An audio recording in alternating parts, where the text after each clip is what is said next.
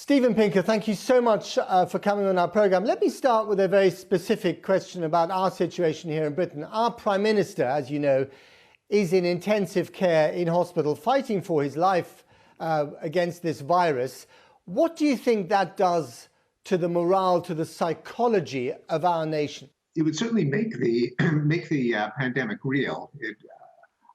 People take risks seriously when they can think of concrete examples. Statistics generally don't make risks real to people, but if there's an example that comes to mind, then they know it's serious. If an accident has happened to a friend, they take that kind of accident seriously, whether it's a bike accident, a shark attack, a car accident, cancer. And so having such a salient public figure being visibly stricken means that people will certainly take it seriously. And yet we're obsessed with these statistics, aren't we? We're glued to these daily numbers of mortality and the numbers of infections. And then, of course, the armory of this so-called war, the numbers of ventilators and ICU beds. What is it about our human nature that makes us want to count this crisis? I think we might have the opposite problem, that we don't count enough. It is human intuition is really driven more by narratives, by images, by anecdotes, by salient examples.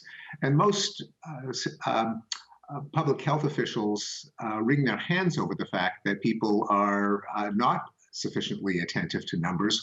Only when it happens to someone they know do they take it seriously. Is smoking a health hazard? People can consume all the statistics they want, but if they know someone who has been stricken by lung cancer, then they start to wake up. And obviously we all know the Prime Minister, but we may not know that many people in our own personal circle of friends. So are you saying that just by looking at the numbers, which are pretty alarming in their own right, that is not enough to make us behave in the kind of way that we should behave in order to make these infections become less prevalent? That is right. Now, of course, a public figure like the Prime Minister psychologically feels like one of our acquaintances, even if we have never literally set eyes on him. But celebrities and politicians and athletes and singers feel like our friends, which is why people are so morbidly curious to consume gossip about them. It's not as if they're ever going to encounter them in their walk of life, but the media presence makes them feel as if they're in our circle of acquaintances. Now, you're perhaps one of the most famously optimistic public intellectuals. You're a glass half full kind of guy, as opposed to half empty. Tell us something in this crisis to cheer us up. Well, as much as I would like to cheer people up, and I would, I actually don't consider myself an optimist in the sense of seeing the glass as half full, but rather of calling attention to water in the glass that people aren't even aware of. So in my books, where I plot graphs on declines of violence and of illiteracy and poverty, and indeed of disease.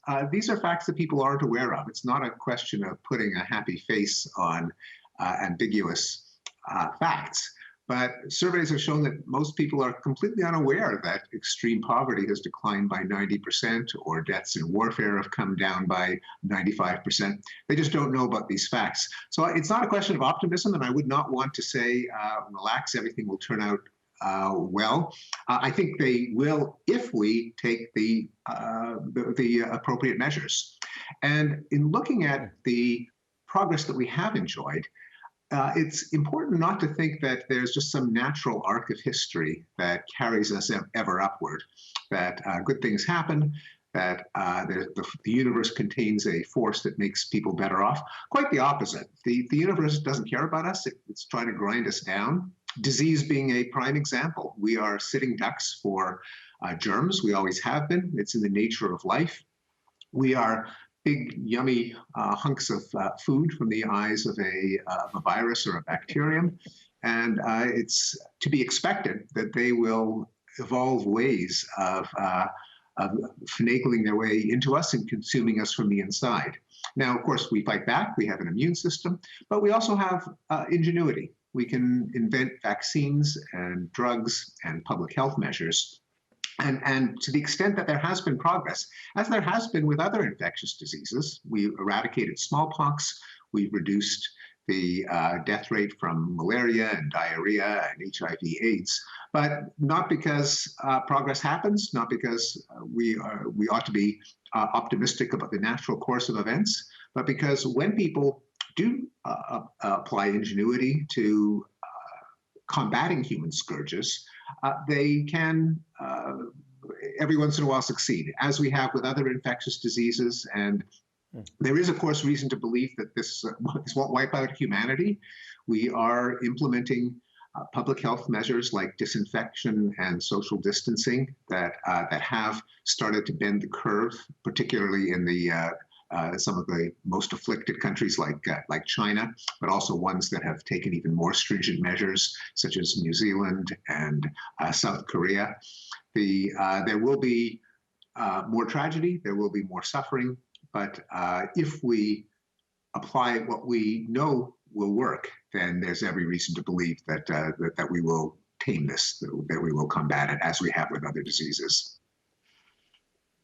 So where we stand at the moment, Steven Pinker, do you think that this COVID-19 crisis is a reminder of our human limitations or our abilities? Both. It's the limitations of being a living organism. There does not exist a species that is not vulnerable to pathogens and parasites. And we are unique in having not just our immune system, but also our rationality, our science, our public health establishment.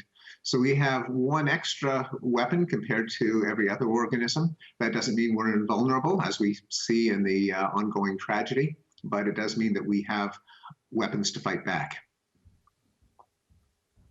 There's an awful lot of emphasis on social distancing and self-isolation. Is there a danger, Steven Pinker, in all this, that countries are now self-isolating, that any sort of global cooperation that people had hoped for is just not there? I think that's a tide that can't be turned back. There are tourists, there are students, there are people seeking opportunities elsewhere. There are people with relatives in other countries, which means pretty much all of us. There's trade. There's just no way that we are going to return to mutually isolated fortresses.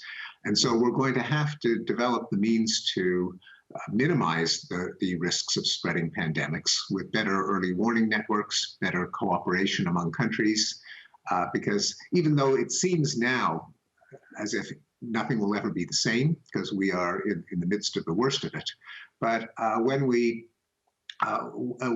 curve is bent, when the pandemic has wreaked its toll and life returns to normal, all of the forces that made us connected in the first place aren't going to go away.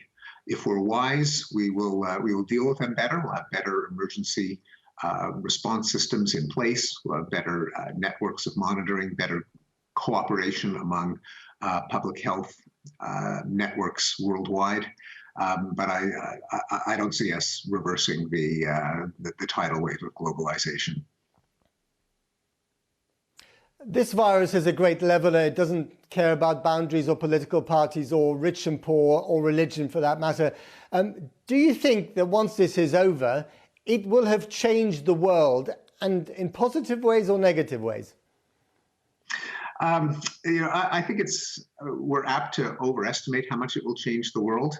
That once we deal with it, people sadly often have short memories. That all of the rest of life will continue to function in the way that it has. There will be changes. I hope there will be healthy changes, such as greater awareness of the constant threat of epidemics and pandemics, greater trust in legitimate expertise and knowledge. But as with the wake of 9/11, where everyone was predicting life will never be the same, that everything will change, that we'll never have big sports gatherings and corporations won't have headquarters in a single building, and it'll be the death of irony. When we're in the thick of a crisis, punditry goes into overdrive, and we imagine that the disruption that we are currently facing now will be permanent, but there's a massive tendency to slip back into life as normal, and I think that will be the overwhelming tendency.